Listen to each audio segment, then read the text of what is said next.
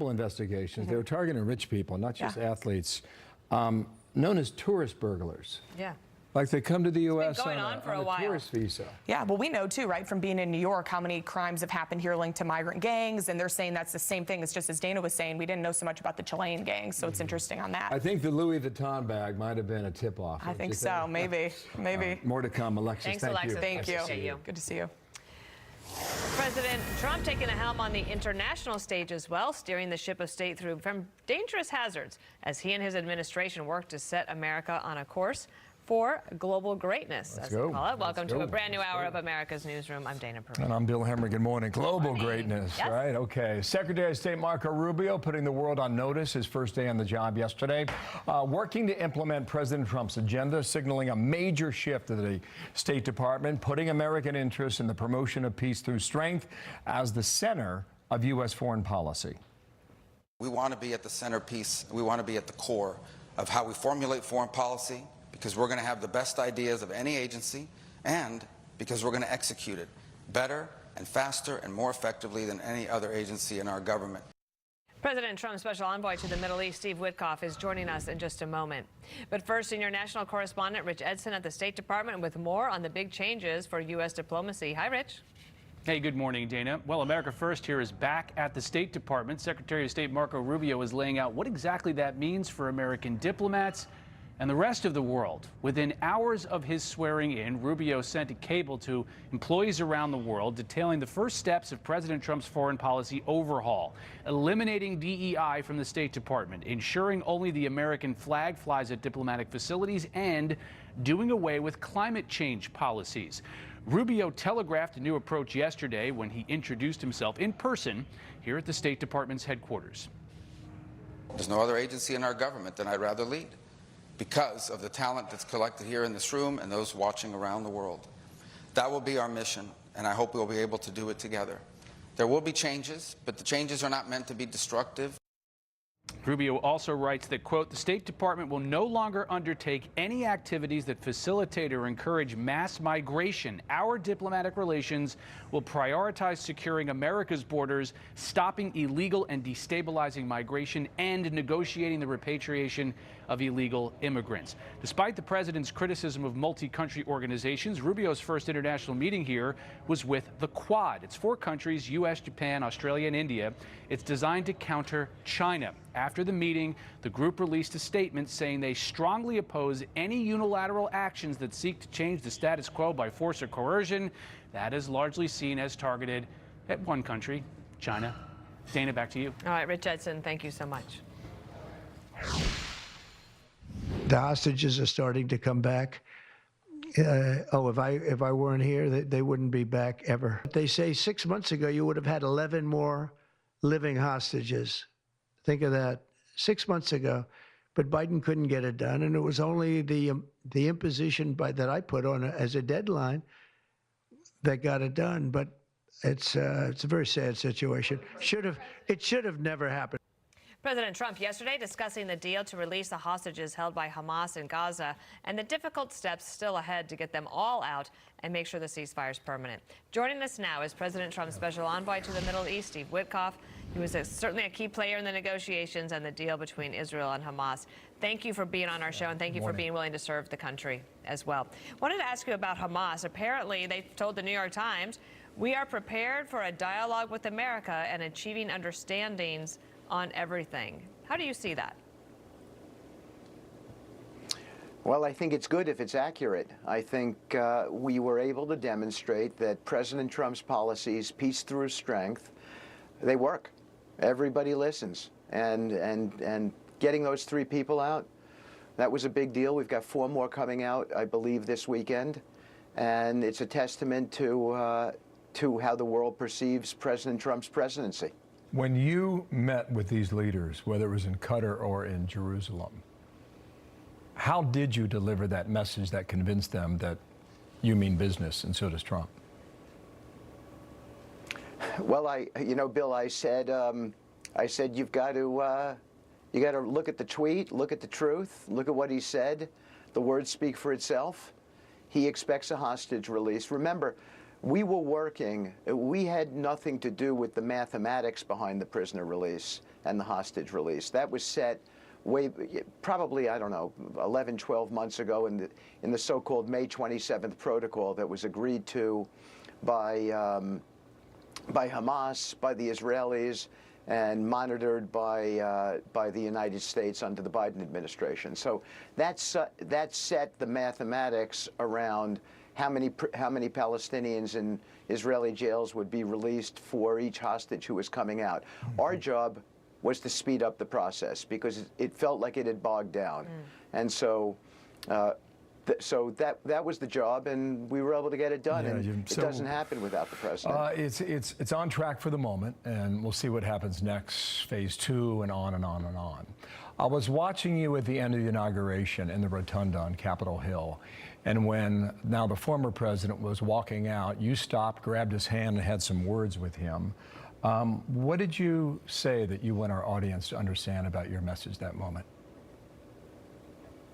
I said thank you. I said thank you for allowing me to work on this peace deal because it was important, and I wanted to thank him for that. And what did he say? He said thank you. Simple enough.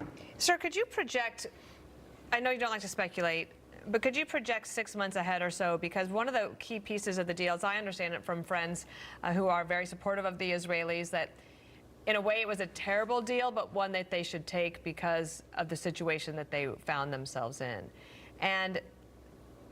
But the key was Israel did not have to declare an end to the war. President Trump, if you could play this is call for number 1. He says he's not confident it will hold. Watch. How confident are you, Mr. President, that you can keep the ceasefire in Gaza and conclude the 3 phases of this deal? I'm not confident. That's not our war, it's their war, but I'm not confident. But I think they're very weakened on the other side. Do you support the 2-state Gaza, boy, I looked at a picture of Gaza. Gaza is like a massive demolition site. That place it's really got to be rebuilt in a different way. How do you characterize whether the ceasefire will hold? Well, I don't disagree with the president. I think that the implementation, Dana, of it is probably more difficult than the execution of the deal. The execution, that was a big step. That was the condition precedent. We had to get it done, and we did, thank God. And now we've got to implement. I'm actually going to be going over to Israel. I'm going to be a part of an inspection team at the NEWSROOM corridor and also at the Philadelphia corridor. That's where you have outside overseers sort of making sure that people are safe and people who are entering are not armed and no one has bad motivations. But we have to make sure that the implementation goes well, because if it goes well, we'll get into phase 2, and we're going to get a lot more live bodies out. And I think that that is what the president's directive to me and everybody else working in the American government on this. That's his directive, and that's what we're going to do. That's what we're going to do. Our audience may not be that familiar with you, but they're going to get to know you very soon. And we really appreciate you coming on today because these are very important issues. Your relationship with Donald Trump appears to me to be forged over the years, and you've known each other a long time through New York real estate and the game of golf. And you were with them in Palm Beach the day that second assassination attempt took place. So you guys know where each other's coming from on just about everything. With regard to the future in the Middle East, do you see soon a handshake deal between Israel and Saudi Arabia that gets that peace deal back on track, that would then pull in other Arab countries in the region? Well, you know, Bill, it's been out in the news that there's been talk of a normalization deal, and I think that normalization is an amazing opportunity for the region. It's basically the beginning of the end of war. And the beginning of the end of war means that the entire region becomes investable. It becomes financeable. Banks do not have to underwrite whether the Houthis, Hezbollah, or Hamas is going to fire a missile and take down a hyperscale data center. So I think that normalization is huge for the state of Israel. It's huge for the region. And hopefully it happens.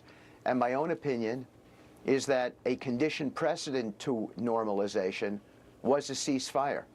We needed to get people believing again. First, we needed the hopeful moment, and I'd like to think that we've achieved that, and we'll build on that. And then on top of that, we needed to show people that we could stop the violence, and we could have conversation and dialogue. And so this is the beginning of that, and hopefully everything over there can be settled in that way. If it's possible, everyone will become a believer. Just one more from me. How many countries do you think could be on board? I think you could get everybody on board in that region. I really do. I think there's everybody? A new sense of leadership over there. Oh my gosh! I mean, Qatar. Look at what Qatar was enormously helpful in this. Sheikh Mohammed, he did plenty of his communication skills with Hamas were indispensable here. So I think the UAE is already a part of it.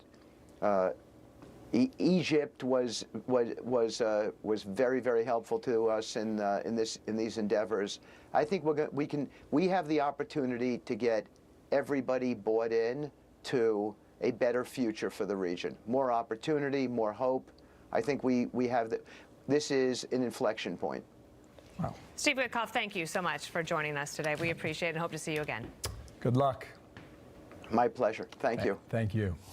And new this morning, the Justice Department ordering investigations into jurisdictions that defy President Trump's immigration crackdown, how that could play out. Also, President Trump meeting with Republicans on the path forward.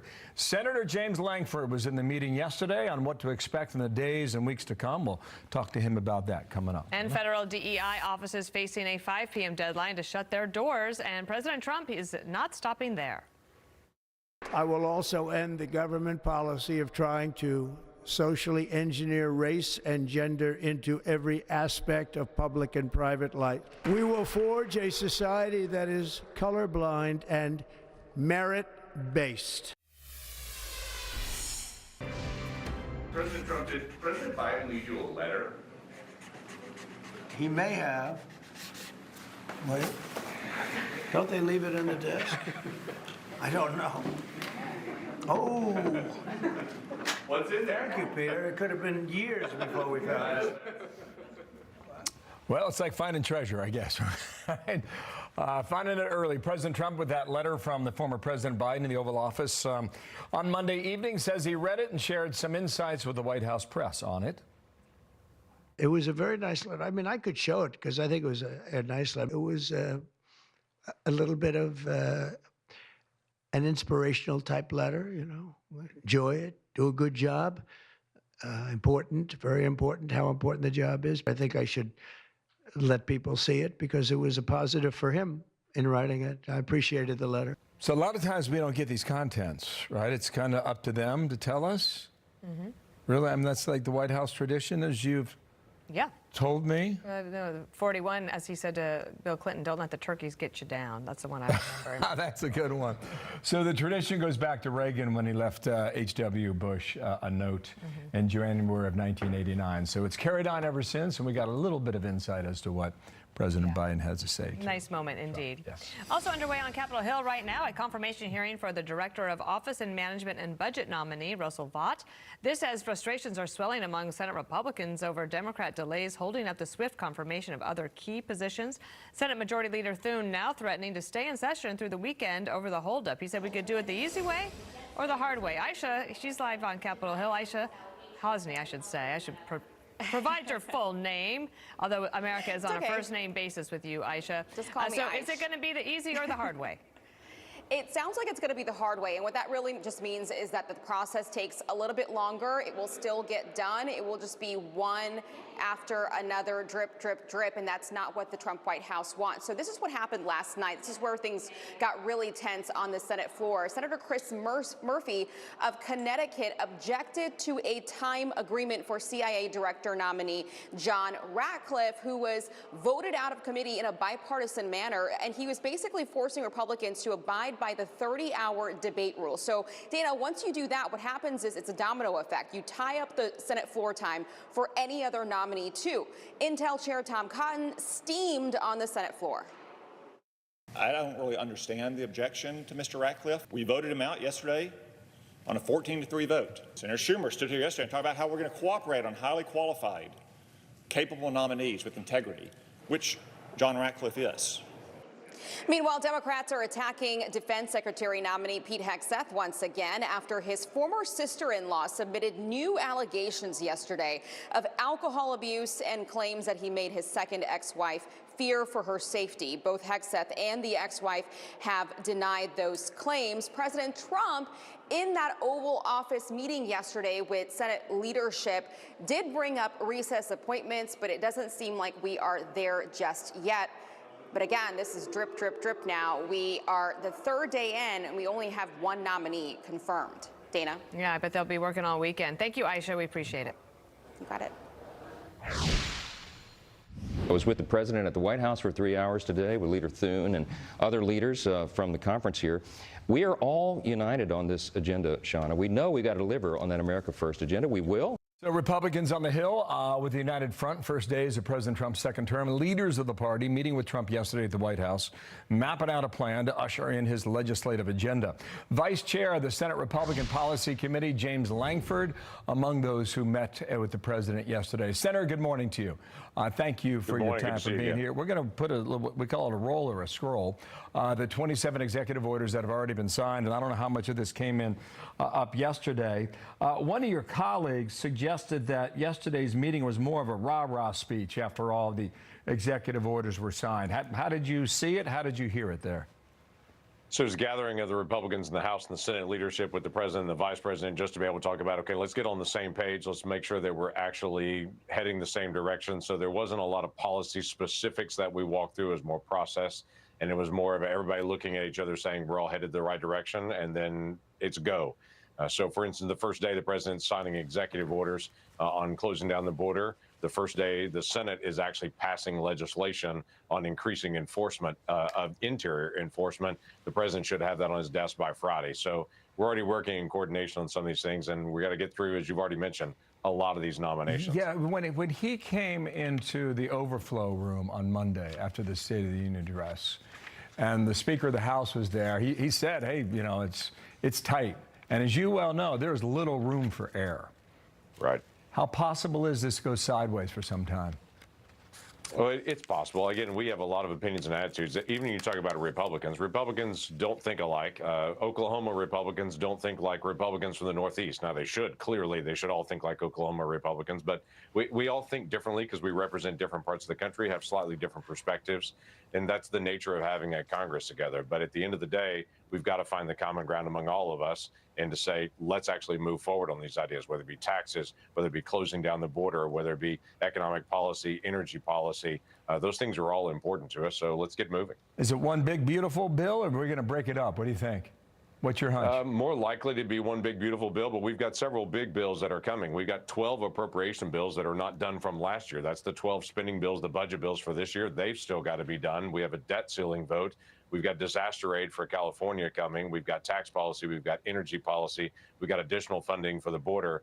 So while we talk about one big, beautiful bill, I think Americans are going to see multiple different bills that are actually going to come out for a season here. Okay, last question here.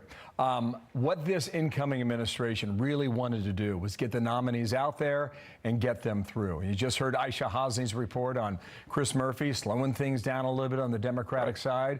Here's what John Thune said about that for Republicans. Do we want to vote on these folks on Tuesday or vote on them on Friday, Saturday, and Sunday?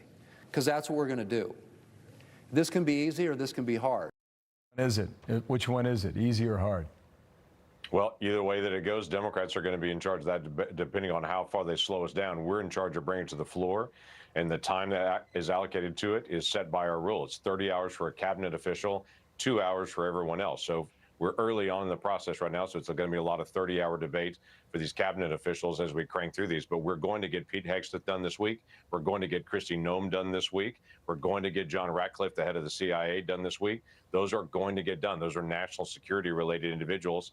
We are going to make sure that before the end of this week is done, they all get done, and we'll stay here as long as it takes to be able to get them done. That's three big ones we're watching. Thank you, Senator, for coming on today. James Lankford. You bet. Thank you. And speaking of all things Capitol Hill, Mike Johnson, Speaker of the House, at his weekly press conference. Let's listen in. At this moment, there are some Republicans who say perhaps it have gone too far. Refugees from Afghanistan, for example, now who were ready to travel have been told they can't travel. Do you think that President Trump should consider opening some doors, especially for different kinds of refugees and foreign aid?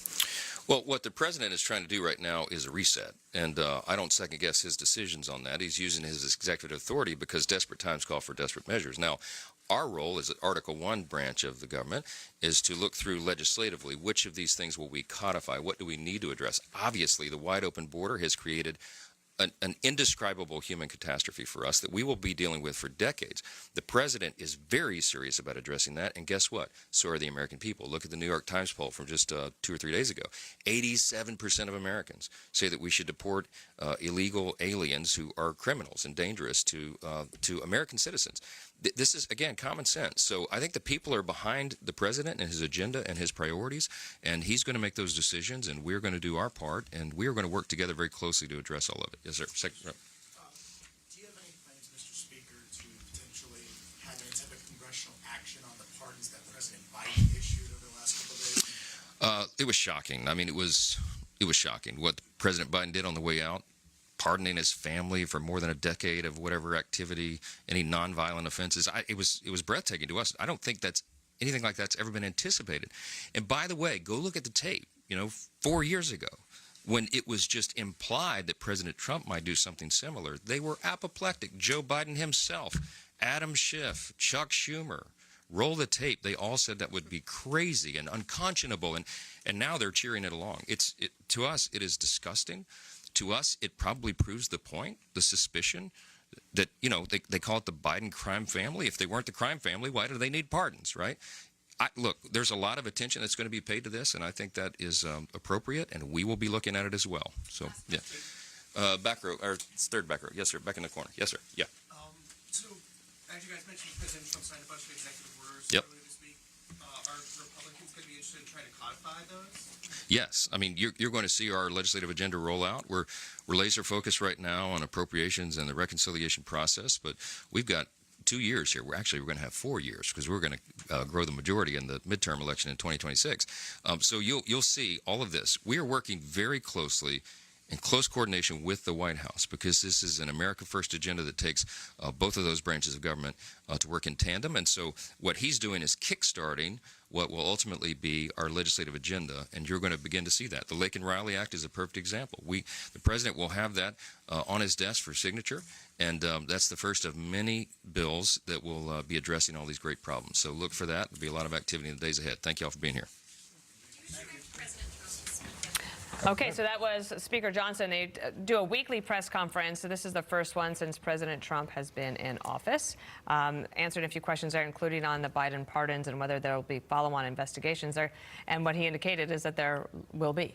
So we have all of that. We will be looking at it, yeah, he said. David Spunt, live from DOJ, watching this as well as the Justice Department orders federal prosecutors investigate local officials blocking Trump's immigration enforcement. As the borders are, Tom Homan said earlier that the action is already underway. Let's get to that, but can I pause you a moment here, David? What did you think of Speaker Johnson's answer on the Biden pardons just there?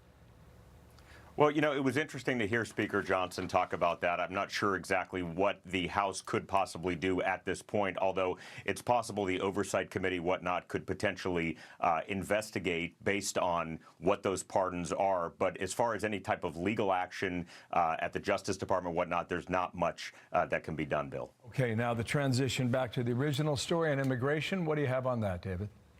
All right, so this is a 3-page memo This is from Emil Bove. If you recognize the name, he's President Trump's former defense attorney. He's now the acting associate attorney general here, or acting deputy attorney general here, excuse me, at the Department of Justice. He will be the associate attorney general soon. But he put out this 3-page memo, and he's telling all 93 U.S. attorneys across the country to make sure that the DOJ is implementing President Trump's immigration policies when it comes to removing illegal immigrants. Now, this is significant. We knew the Justice Department would be making a change to help carry out some of these immigration orders, but it says if local officials do not cooperate, DOJ needs to report them and take action. It reads that U.S. attorneys are instructed to implement the agenda when it comes to stopping the flow of illegal immigration and investigate, Bill, any local entity that does not cooperate with DOJ officials. Now, DOJ on Monday removed top officials from the department's immigration court system section.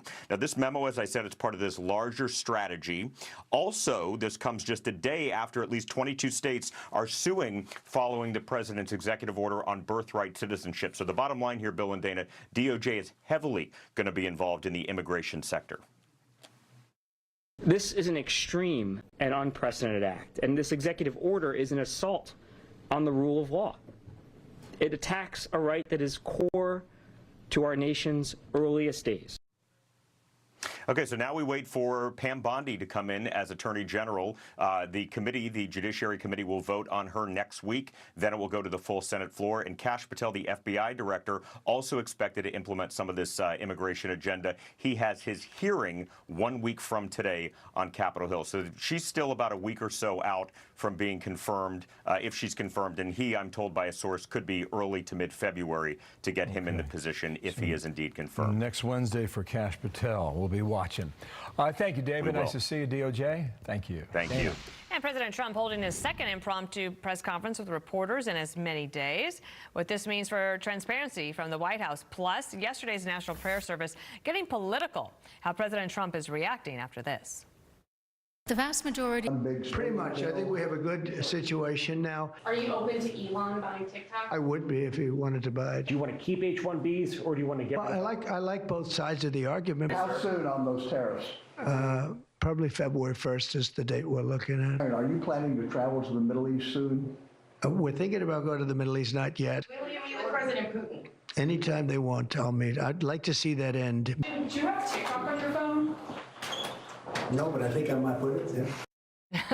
I mean, it was a lightning round. Come one, come all. For a second day in a row, President Trump takes questions from reporters on a wide range of issues. No topic was off limits. The extended back and forth ushering in a new era of access and transparency. And joining us now is Fox News contributor Joey Jones, a retired Marine bomb technician and my friend. Do you have snow in Georgia? We had snow in Georgia. We did not have snow in North Georgia, where I live. So okay. I got all the cold weather and none of the pretty snow. All right. Well, we will hope for some snow for your lovely daughter and the dog. Hey, want to ask you about this? If you just look at the difference between Biden press conferences by year of the presidency, I mean, we haven't added it up, but Joey, it's like in the last 2 days, President Trump has taken more questions than all of those combined. Yeah, it's not even the amount of press conferences. I would rather go question by question. The unfettered, unpredetermined questions of you shout it out and I'll answer it. I mean, that's pretty rare. I don't think we saw anything like that from President Biden. We certainly didn't have someone, just off stage left telling President Trump he needed to hurry up and go. It was a conversation between President Trump and the press twice now, and he's been in office for 2 days. It really is something special. I was on with Will Cain yesterday, and he asked me what I thought the most important thing on Inauguration Day was, and I think it was that hour he sat there signing executive orders, taking questions. And they're not easy questions. They're about January 6th. They're about things like the billionaires that are surrounding him. And he's got an answer. He's got an honest answer. Yeah, indeed. It was, as a former White House press secretary, it was something great. And look, the press is hungry, right? They're starving. And you have to do a little care and feeding of the press, and all of a sudden they were at the all-you-can-eat Trump buffet of questions and answers. I also wanted to ask you about this because one of the executive orders is to close all DEI offices in federal government buildings and agencies by 5 p.m. today, by the 5 today. Here's Chairman Brendan Carr of the FCC on Fox and Friends. People would be shocked if they learned how much DEI had been embedded in agencies. At the FCC alone, we were spending millions and millions of dollars promoting it. Thanks to President Trump's leadership, that's ending, and we're getting things turned around, focusing on our core mission of actually just connecting Americans. It's not like President Trump said, oh, we're going to study this issue for a while. Let's see how it goes. No, like, it is over at 5 p.m. today, Joey. Yeah, I think society's done its case study on this already. Long before President Trump was even elected into office in November, big corporations and big brands and media even were starting to close their own DEI offices because they saw they weren't fruitful or they were creating a whole host of discrimination problems of their own. So in this way, maybe the tail is wagging the dog. I mean, it seems like the Trump administration has listened to the American people, and that's why they're doing this, and I applaud it. You know, before DEI, there was EO, equal opportunity. Those are two very different concepts, and chances are a lot of these will transition back into equal opportunity offices to where if someone is discriminated against, they can reactively have a place to go rather than this DEI where you're doing proactive discrimination to take up for those that might have been discriminated against. It's just way too much. Joy Jones, thank you so much. Have a great day. We'll talk to you soon. Absolutely. Thank you. Okay, so later tonight, do not miss this. Sean's going to have an exclusive interview with President Trump from the Oval Office now. Airs at 9 o'clock Eastern Time. You catch it all right here on the Fox News channel, and they will make news together when that goes down. All right, President Trump unveiling a massive artificial intelligence project for America, why the tech giants are praising the move and joining the move with a multi-billion-dollar investment. I came to celebrate your winning and promise that we will invest $100 billion. Now I came back with 500. This is the beginning of golden age of America. In the name of our God, I ask you to have mercy upon the people in our country who are scared now. There are gay, lesbian, and transgender children in Democratic, Republican, and independent families. Some who fear for their lives.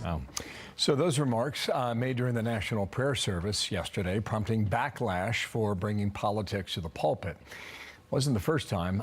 President Trump reacting moments later. What did you think of the service? What did you think? Did you like it? Did you find it exciting? Not too exciting, was it? I didn't think it was a good service, no. Thank you very much. Thank you, press. Thank you, press. They can do much better. Well, so Martha McCallum was watching that. She's with us today. Morning to you. Great job. Good morning, down there in guys. DC. You were Right back at you. Marathon Martha. Well, everybody, it was a great week. So he responded this morning. The so-called bishop who spoke at the National Prayer Service on Tuesday morning was a radical left hardline Trump hater. She brought her church into the world of politics in a very ungracious way. She and her church owe the public an apology, end quote. How'd you see it? I thought it was massively inappropriate. You know, as a Catholic, I'm not used to seeing pastors or a bishop in this case speak so politically in church. It's not something that is done in my church. So I found it very inappropriate. This is an opportunity to bring the country together on the cusp of a new era. And she has said before that she had nothing left to say to President Trump in the first term. So I think that I think it was really a gotcha moment on her part, which I find very uncharitable, and it's not the kind of thing that I expect to see in church, honestly. It's one of the reasons that this particular church has had a lot of division. Yes. Because a lot of people have decided to leave. You know, a lot of people like it. So there's a division there. Well, that's the option you have. The other thing is that President Trump announced this huge tech event and investment, I'm using this word twice now, $500 billion. This is Sam Altman. He's, of course, head of AI, what's it called? OpenAI. OpenAI. I know it's ChatGPT. Here he is on this announcement. First, let me talk to you, Sam, about what this means for AI in the future for the U.S. investment here. This means we can create AI and AGI in the United States of America. Wouldn't have been obvious that this was possible, but I think if a different president, it might not have been possible. I was thinking, Biden could have had something like this if he had taken a different tact, and he didn't. So President Trump has taken the opportunity to very much advance the ball down the field. I think it's shocking to watch how quickly something like that can change. We have heard, and we're going to see some of these flashback sound bites from President Biden, him talking about the importance of AI. Well, what did he do about it? Mm-hmm. I mean, everyone has felt, and so few of us understand how this is going to work, but its capabilities are unbelievable. What it's already capable of doing in medicine is astonishing. So the fact that we must harness technology, American ingenuity behind this charge. This is a national security issue as much as it is a technological opportunity, and this was done like that. So I'm curious to know what kinds of tax incentives all these companies will get for making this major investment. The president's made it really clear that when this kind of investment happens, there will be benefits for those companies. All of this was potentially possible under the Biden administration, especially back when these firms were much more in sync with wanting him to win. Maybe too many regulations under that administration held him back. 100%. I know Sam Altman was talking publicly several months ago, and there were some questions about Biden, Trump, Kamala Harris, Trump, and he said Trump gets it. He gets that you need the infrastructure in order to have the electricity that is required to go ahead and drive these big computers. And the other thing he talked about a lot was if we don't do it, China will beat us to it. And that's already happening. I mean, the Chinese effort around AI is enormous, and this is a battle. It's like a space race. It's like a nuclear arms competition. It is an absolutely fundamental foundational issue right now that we win this AI race. I think that there are, few things that are more important in terms of where the country kind of makes sense. And also, you've seen the Altman and Musk battles over this in the past about the ethical side of all of it. We need to wrap our arms around all of that, but we can't do that unless we have the capability and the understanding of what it can do. It's hard to determine even 3 hours ahead, let alone till the 3 p.m. when the story comes on. What do we expect today? We're going to be following all this action, these executive orders. I thought it was very interesting listening to the battle that's going on in Congress last night on Sean Hannity's town hall. We're also going to be looking ahead to the sit-down in the Oval Office that Sean is having with the president tonight. So, it's just, we're just taking it as it comes, which is pretty quick. Great to have you, Martha. Thanks for being being here. Thank you. See you at 3. And reading, writing, and math, but no phones. How one high school is leading the way on keeping them out of the classroom. White House keeping the promise to take DEI out of the federal government. By 5 p.m. Eastern today, all workers of DEI dedicated offices will be on paid leave until those departments are gone. And the National Prayer Service turns into a liberal lecture for the president and the vice president and all of America to watch. Big pushback on the message from the pulpit. Kellyanne Conway, John Caldwell, Charles Payne, the Faulkner Focus, top of the hour. All right, Harris, see in a couple minutes. Some schools across the country working to keep the kids off a cell phone during the classroom to make sure they stay engaged. And for some, it's working. CB Cotton is outside Ramsey High School in New Jersey, where a new program is being implemented to do just that. How's it going, CB? Hello to you. Good morning. Hey, Bill, good morning. It's cold out here, so students are locking up their phones, texting a lot less, and talking to each other a lot more here in the halls of Ramsey High School. When high schoolers arrived here this morning, they used these magnetically sealed pouches to lock their phone away for the school day, out of sight, out of mind, to help create a distraction-free learning environment. When students leave for lunch or dismissal, they will unlock the pouch using a magnet to get back their smartphones. New Jersey Governor Phil Murphy recently called for a statewide K-12 ban on cell phones, putting Ramsey High School a step ahead. The locked pouches were rolled out just a few weeks ago, but there's already some positive signs. I noticed an improvement with my grades in school for classwork that we would do during the last 20 minutes of a class or something like that, because I wasn't rushing to get it done to go on my phone. Kids are more engaged in the lessons. There's a sense of calmness in the classrooms and both in the school. So New York Governor Kathy Hochul just announced a plan calling for no smartphones on school grounds. If approved by state lawmakers, schools would develop their own policy and a way for parents to contact their kids. Now, some parents are against cell phone bans and think their children need to have a phone in an emergency. But advocacy groups say that if there is a crisis, students need to follow adult instructions and not be on a phone. Bill. Okay, CB, thanks. Nice to see you out there in the snow. Stay warm, all right? Pretty. Thanks, It is CB. cold out there, but that's really interesting. And it'll be, I know that parents do want to be in touch. I don't know if Hochul's correct, like not on school property, meaning that you couldn't even put them in the bags. It seems like New Jersey's got a better idea, but we'll see. Yes. I've got a young sister who's doing this, and, you know, she's teaching, and they leave them outside, and she goes, so great to see them engaged and talking with each other. So. Also, Perino on politics this week, I did an interview with Kevin McCarthy. We went a little longer than the usual 20 minutes because there was so much to talk about. He was in the rotunda for the inauguration.